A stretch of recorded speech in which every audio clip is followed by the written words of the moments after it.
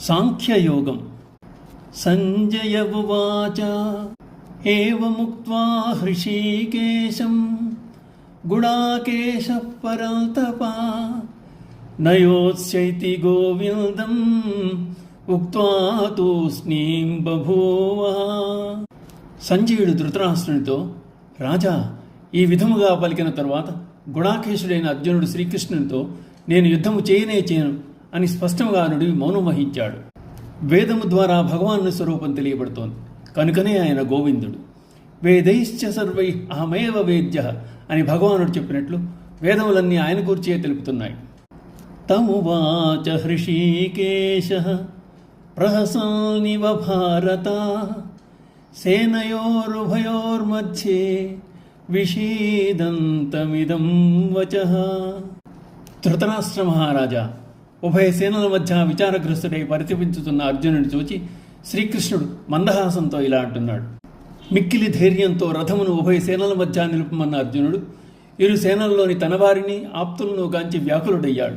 మోహమునకు వశమై దుఃఖించసాగాడు. ధర్మ సూక్ష్మం ఎరుగక శోకించుతున్న అర్జునుని చూచి కృష్ణుడు పరిహాసంతో కూడిన నవ్వు నవ్వాడు. ఇక్కడ శ్రీకృష్ణుని హాసం జ్ఞానం, అర్జునుని విషాదం అజ్ఞానం. శ్రీ భగవానువాచ అశోచానన్వశోచస్త్వం ప్రజ్ఞావాదాంశ్చ భాషసే గతాసూనగతాసూంశ్చ నానుశోచంతి పండితాః. భగవానుడు అర్జునుడిని చూచి, అర్జున, శోకింపదగని వారి కొరకై నీవు శోకించుతున్నావు, పైగా జ్ఞాని వలె మాట్లాడుతున్నావు. పండితులైన వారు మరణించిన వారిని గురించి కానీ జీవించి ఉన్న వారిని గురించి కానీ దుఃఖింపరు. భగవానునిచే గీతాబోధ ఈ శ్లోకం నుండి ఆరంభమవుతోంది. ఈ శ్లోకం గీత అనే వృక్షానికి విత్తనం వంటిది. భగవానుడు ఈ శ్లోకంలో అశోచనన్న పదంతో ప్రారంభించిన గీతా సందేశం మాసుజ అనే పదంతో శోకించవలదు అని ముగింపు పలికాడు.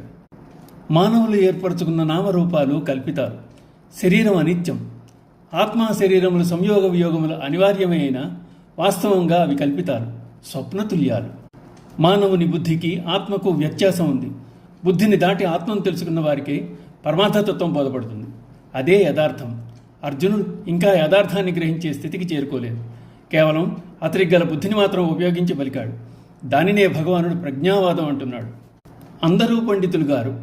పండితుడనగా దేని కొరకు దుఃఖింపని వాడని, జ్ఞానమనగ్ని అగ్నిచే సమస్త కర్మలను దహించి వేయగలవాడని, సర్వజీవులందు సంభావం కలవాడని భగవానుడే విశదీకరించాడు. ఓం నమో భగవతే వాసుదేవాయ.